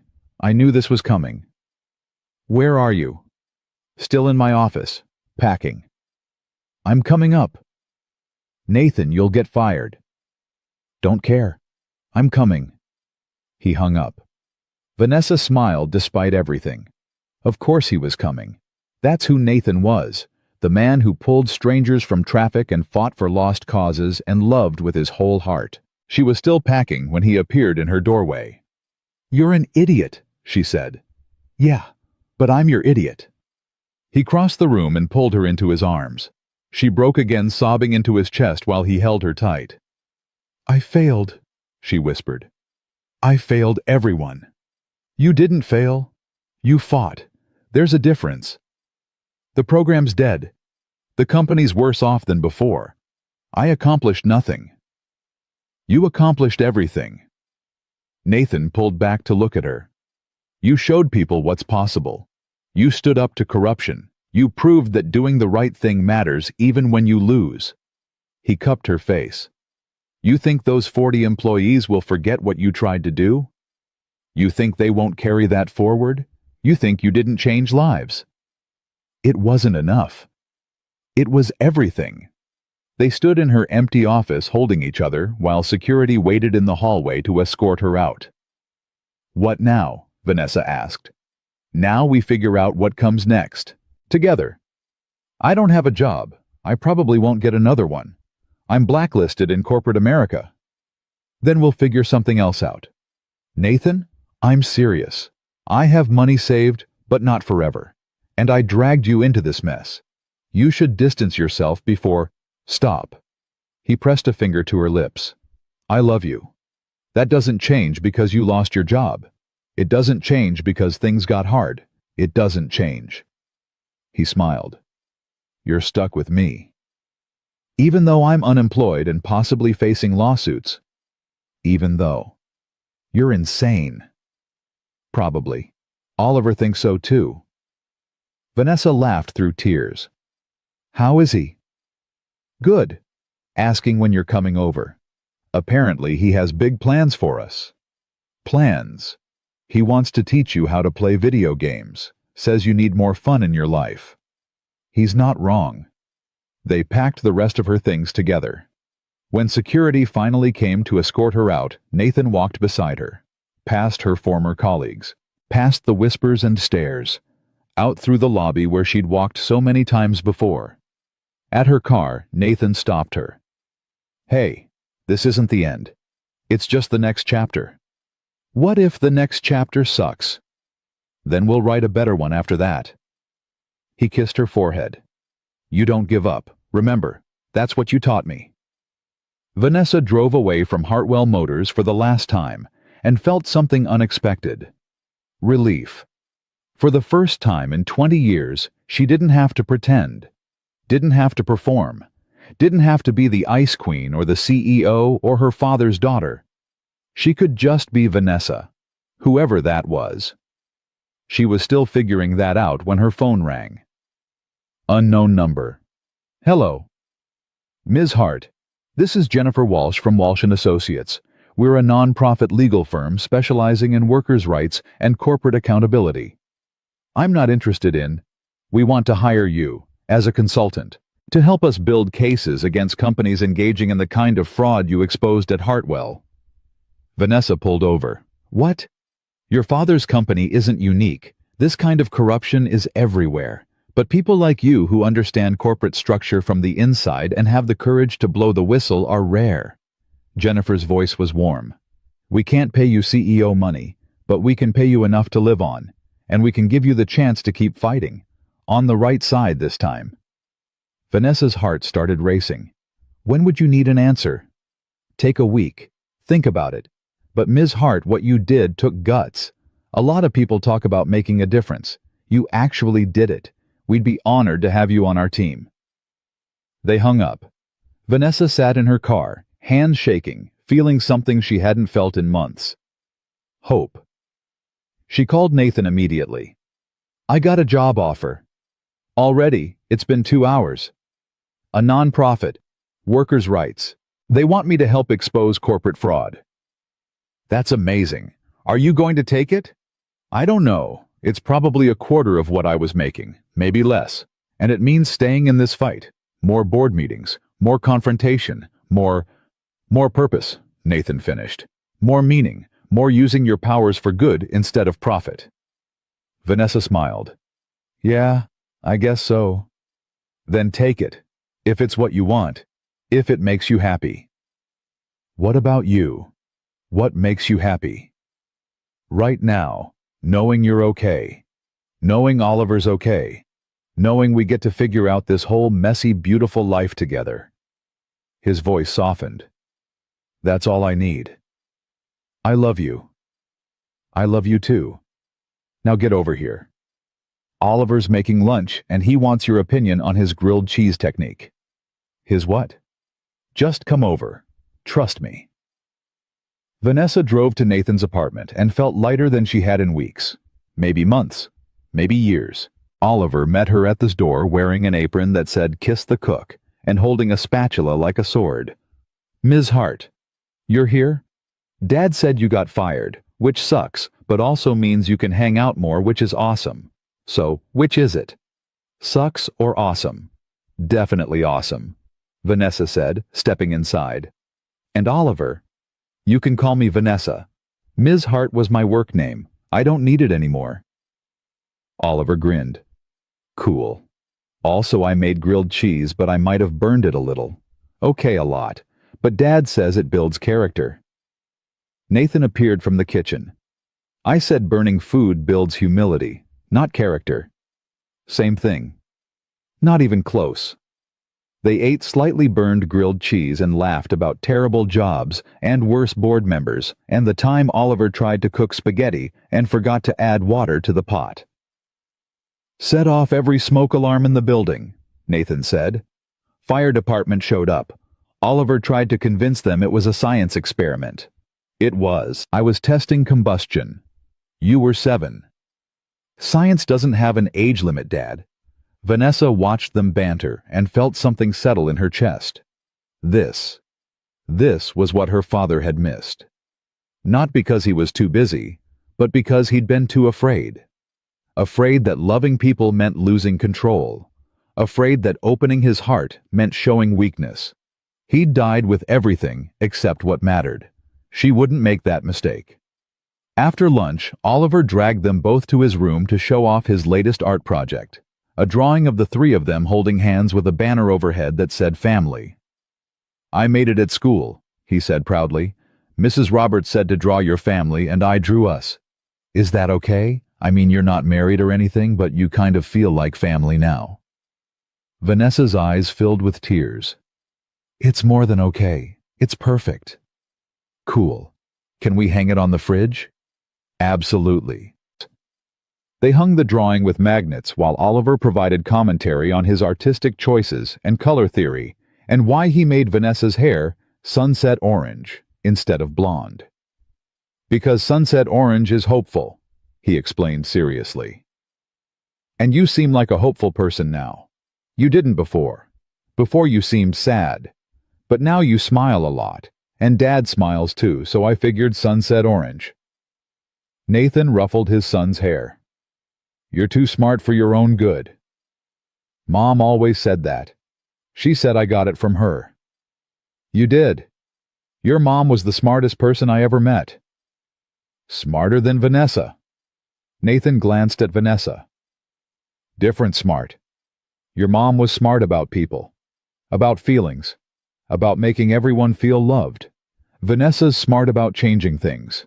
About fighting for what's right. Different kinds of smart. Both important. Oliver nodded. Do you think they would have liked each other, Mom and Vanessa? The question hung in the air. Nathan swallowed hard. Yeah, buddy. I think they would have been friends. Good. Because I like Vanessa, and I want Mom to like her too. Even if she's in heaven and can't meet her yet. She likes her, Nathan said firmly. I promise. Oliver seemed satisfied with that and wandered off to play video games. Nathan and Vanessa stood in the kitchen, both wiping eyes. Sorry about that, Nathan said. He's been asking about his mom more lately. I think seeing us together makes him think about her. Don't apologize. He's processing. That's healthy. Is it weird him talking about her to you? No, she's part of who you are, part of who he is. I wouldn't want that to disappear. Vanessa took Nathan's hand. I'm not trying to replace her. I could never replace her. But maybe I can be someone new in his life. Someone who loves him differently, but just as much. Nathan pulled her close. You already are.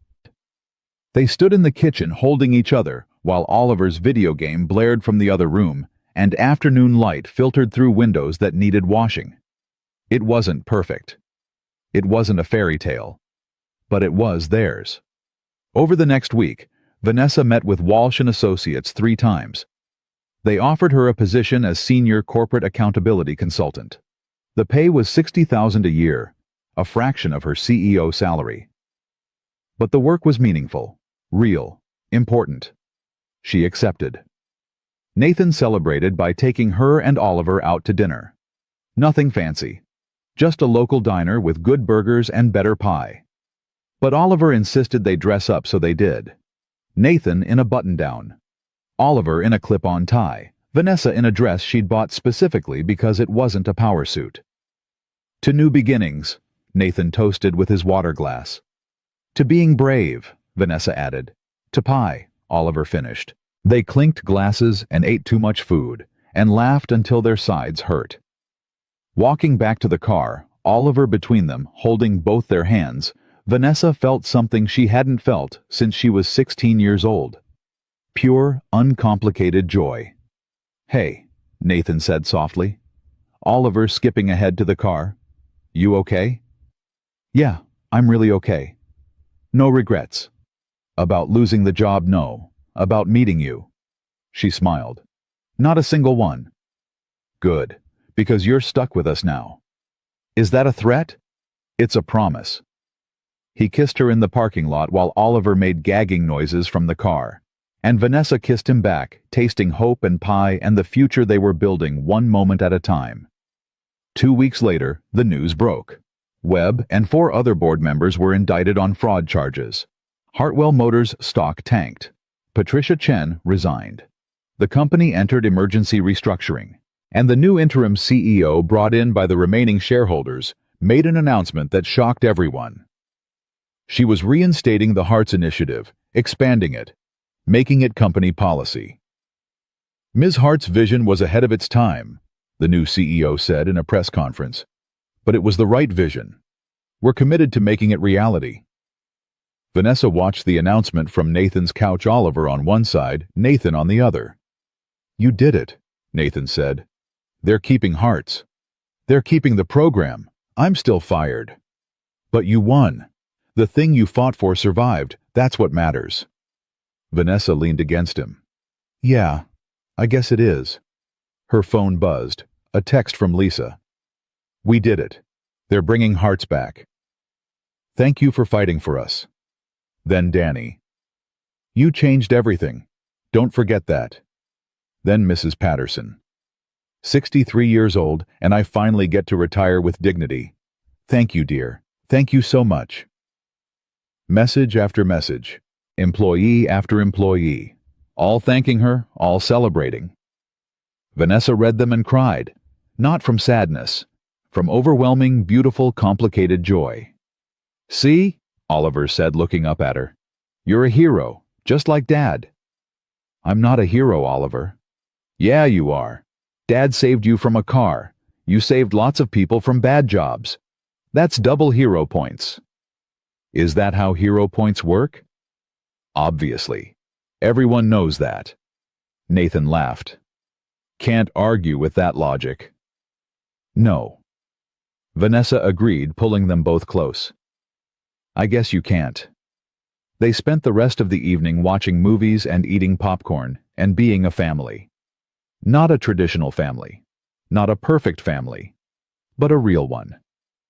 And as Vanessa fell asleep on Nathan's couch, Oliver curled up between them, she realized something profound. Her father had been wrong. Love wasn't weakness.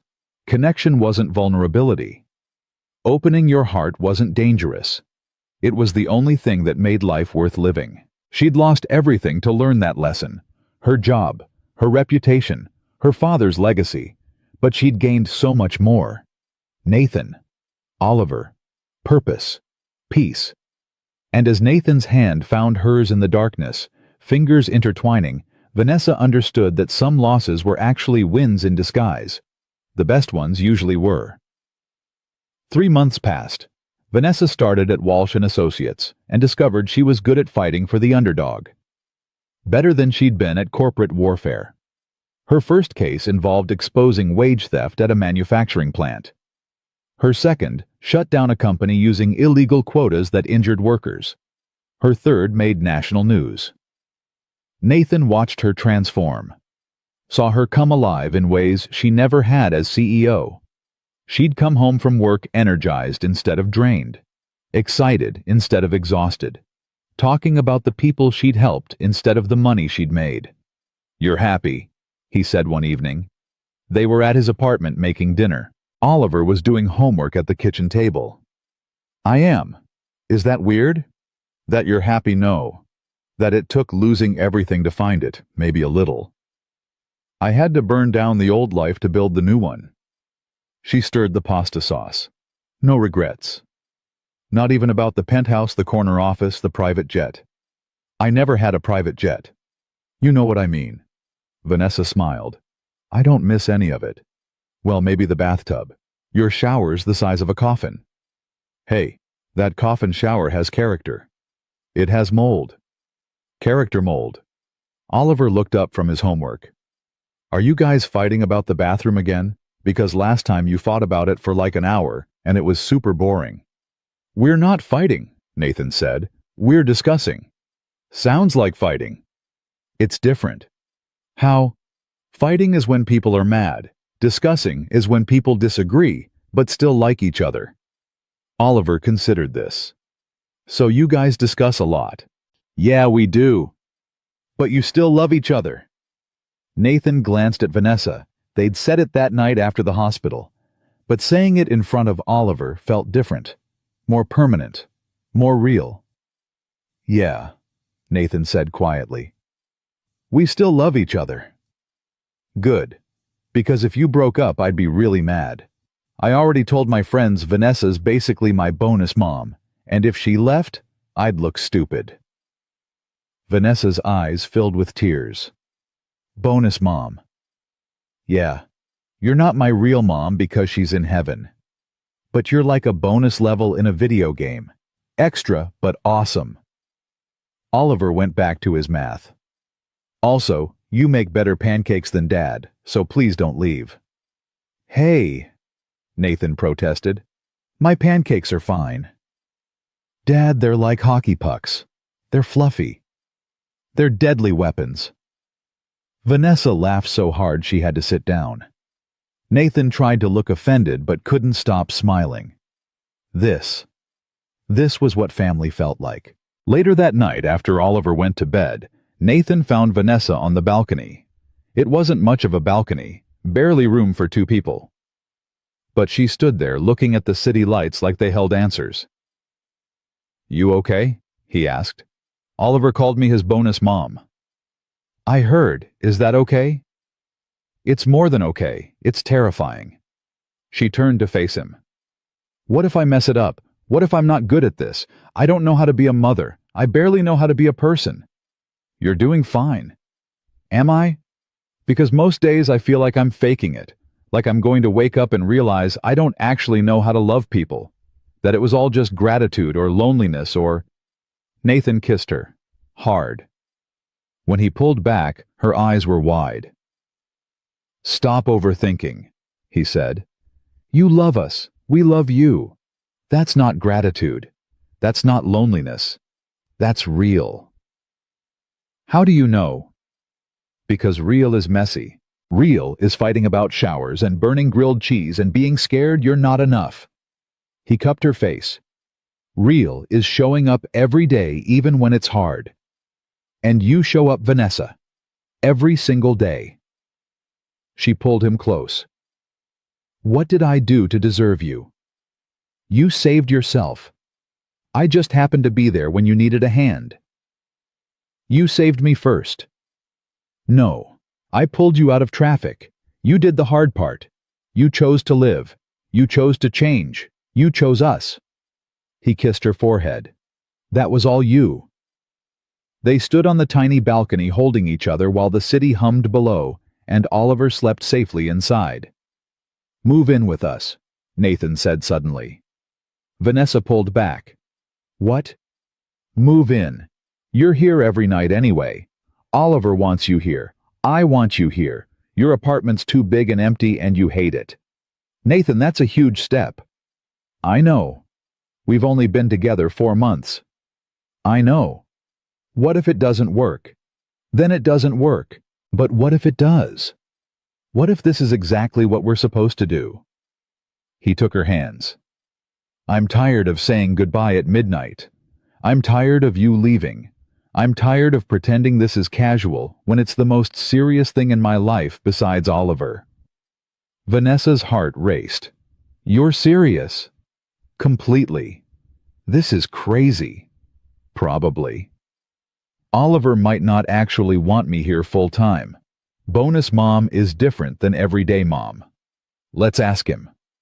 Before Vanessa could protest, Nathan opened the balcony door and called out, "Oliver, come here for a second." "Nathan, it's almost 11. He's asleep." Oliver appeared in the doorway in his pajamas, wide awake. "I'm not asleep. I'm reading under my covers. What's up?" "How would you feel if Vanessa moved in with us?" Oliver's eyes went huge. "For real?" "For real? Like permanently?" "Like permanently." Oliver looked at Vanessa. "Would you do my laundry? Because Dad always turns my white shirts pink and says it's character building, but really it's just embarrassing." "I would do your laundry," Vanessa said, laughing through tears. "And would you help with homework because Dad's terrible at math?" "Hey," Nathan protested. "Dad, you are. Remember last week when you tried to help with fractions and made it worse? That was 1 time. It was 3 times. Vanessa smiled. "I'd help with homework." "And would you still make pancakes on Sundays?" "Every Sunday." Oliver looked between them. "Then yeah, move in. This is awesome. Can I go back to reading now?" "Sure, buddy." Oliver disappeared. Nathan and Vanessa stared at each other. "Well," Nathan said, "that was easy." "Too easy. He's 10. This is a huge change." "He's 10, and he's been through more change than most adults. His mom died. He learned to live with grief. He learned to be happy again." Nathan pulled her close. "He knows what matters, and what matters is people who love him sticking around." "I do love him. I love both of you so much it scares me." "Good. Love should be a little scary. Means it's real." Vanessa thought about her father, about his empty house and emptier heart, about how he'd been so afraid of vulnerability that he'd died alone. She wouldn't make that mistake. "Okay," she whispered. "Okay. Okay, I'll move in." Nathan picked her up and spun her around on the tiny balcony. She laughed and held on tight and felt something inside her finally settle into place. Home. She'd found home. 2 weeks later, Vanessa moved her things into Nathan's apartment. It took 3 trips. Most of her furniture went to storage. The penthouse lease was broken, her old life packed into boxes. Oliver helped unpack, providing commentary on every item. "Why do you have so many shoes?" "I don't have that many." "Dad has like 4 pairs. You have 40. "That's an exaggeration." "I counted. It's 37. Close enough?" Nathan laughed from the doorway. "Leave her alone. Everyone needs 37 pairs of shoes." "Nobody needs 37 pairs of shoes." "I do," Vanessa said firmly. "For different occasions." "Like what?" "Work shoes, casual shoes, formal shoes, running shoes." "You don't run." "I could start running." "Are you going to start running?" "Probably not." "Then you don't need running shoes." Nathan rescued her. "Oliver, go work on your science project. Let Vanessa unpack in peace." "Fine. But I'm counting her shoes later to make sure she's not hiding more." He left. Vanessa collapsed on the bed. "I'm outnumbered. Welcome to parenthood, where 10-year-olds win every argument through sheer persistence." How do you do this every day? Coffee, lots of coffee. He lay down beside her. And love. That helps too. They lay in comfortable silence until Vanessa spoke again. I got a call from Patricia Chen yesterday. Nathan tensed. What did she want? To apologize. Apparently, the SEC investigation found evidence that Webb had been blackmailing her, threatening to expose an affair from years ago if she didn't vote with him. Vanessa stared at the ceiling. She said she was wrong, that she should have been braver, that I inspired her to finally tell the truth. That must have been hard to hear. It was, because part of me wanted to scream at her, to tell her she destroyed lives to protect her reputation. But the other part remembered who I used to be, how scared I was of being exposed, how I built walls to keep people out. She turned to look at him. I was Patricia once, just with better luck and worse coping mechanisms. You're nothing like her. I'm exactly like her. We're all exactly like each other when we're scared enough. That's what my father never understood. He thought fear made you weak, but fear makes you human. It's what you do with it that matters. Nathan pulled her close. You're pretty wise for someone who owns 37 pairs of shoes. 38. I bought another pair yesterday. Of course you did. They laughed until Oliver yelled from his room that he'd finished his science project and needed them to witness his volcano eruption immediately. Life continued. Vanessa settled into Nathan's apartment and discovered she was terrible at domestic life. She burned dinner regularly, forgot to separate lights and darks in laundry, couldn't figure out the ancient thermostat that controlled their heat, but she learned, slowly, with patience from Nathan and commentary from Oliver. Vanessa, you can't put metal in the microwave. I know that now. How did you survive before us? Takeout and sheer determination. That explains so much. At work, Vanessa built case after case, exposed corruption, protected workers, made a difference in ways she never had as CEO. The money was tight, their apartment was cramped, but she'd never been happier. 6 months after moving in, Vanessa was working late at Walsh & Associates when her phone rang. Unknown number. Hello? Ms. Hart, this is Detective Morrison with the Financial Crimes Unit. I'm calling about the Hartwell Motors investigation. Vanessa's stomach dropped. Yes. We've completed our review. All charges against you have been dropped. The evidence clearly shows you were acting to expose fraud, not commit it. You're in the clear. Relief flooded through her. Thank you. Thank you so much. There's more. Marcus Webb and the other board members took a plea deal. They're cooperating with federal prosecutors on a larger investigation into corporate fraud. Your testimony would be helpful if you're willing. I'm willing. Good. We'll be in touch. And Ms. Hart, what you did took guts. A lot of people stay quiet. You didn't. The system needs more people like you. They hung up. Vanessa sat in her office and let herself cry. Not from sadness, from overwhelming relief. She'd been living with the fear of prosecution hanging over her head. Now it was gone. She called Nathan immediately. They dropped all charges. That's incredible. We need to celebrate. How? I don't know. Dinner, champagne, whatever you want. I want to go home.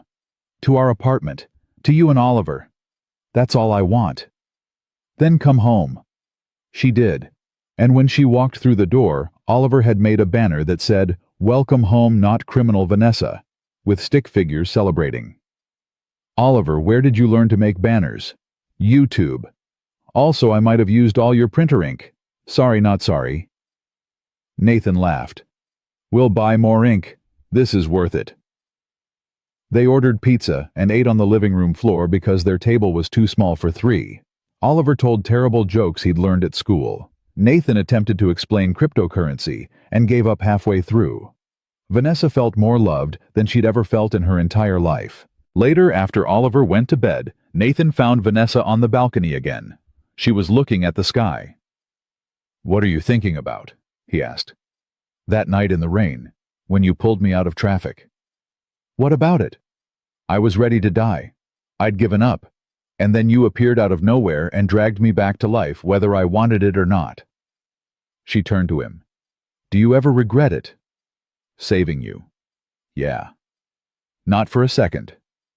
Even though it complicated everything, even though I dragged you into corporate espionage and board meetings and Vanessa. He took her hands. You didn't complicate my life. You gave it meaning. Before you, I was surviving, working, taking care of Oliver, going through motions. But I wasn't living. Not really. Not in any way that mattered. And now I wake up excited. Now I have someone to share things with. Now Oliver has someone else who loves him. Now I have purpose beyond just getting through the day. He pulled her close. You saved me too. You just don't see it. How did I save you? By showing me it's okay to want more, to reach for happiness instead of just stability, to risk my heart again even though I lost my wife, to believe that second chances are real. He kissed her softly. You taught me how to live again. Vanessa felt tears slide down her cheeks.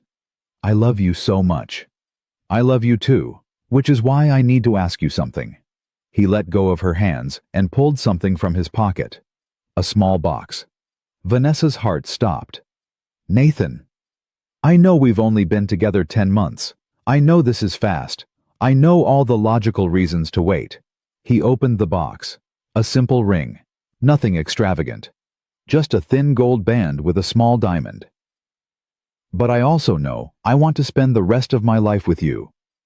I know Oliver wants you to be his real mom, not just his bonus mom. I know that waiting another year or 5 years or 10 years won't change how I feel. He looked at her. So I'm asking, will you marry me? Vanessa couldn't breathe, couldn't think, could only feel the overwhelming rightness of this moment. Yes, she whispered. Yes, yes, yes. Nathan slipped the ring on her finger and kissed her, while the city lights twinkled below and their whole future spread out ahead of them. From inside the apartment, Oliver's voice rang out. Finally, I've been waiting forever. Can I come out now? Nathan laughed. You were supposed to stay in your room. I know, but this is way more interesting. Also, I want to see the ring.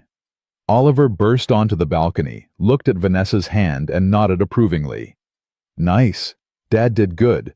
I helped pick it out, by the way. You did? Vanessa asked. Yeah. He wanted to get something huge and expensive, and I was like, Dad, Vanessa's not about that anymore. She wants something real. So we got the real one. He grinned. I'm very wise. Yes, you are, Vanessa said, pulling him into a hug. Very wise indeed.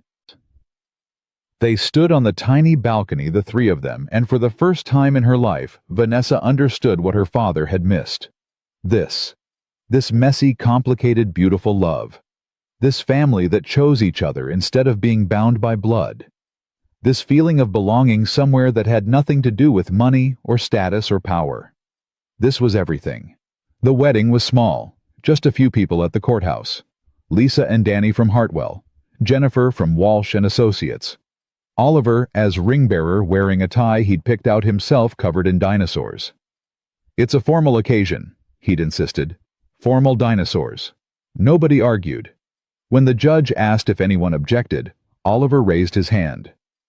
I object to how long this took. They've been in love forever and just now got married. That's inefficient. The judge smiled. Objection noted. Anyone else? Silence.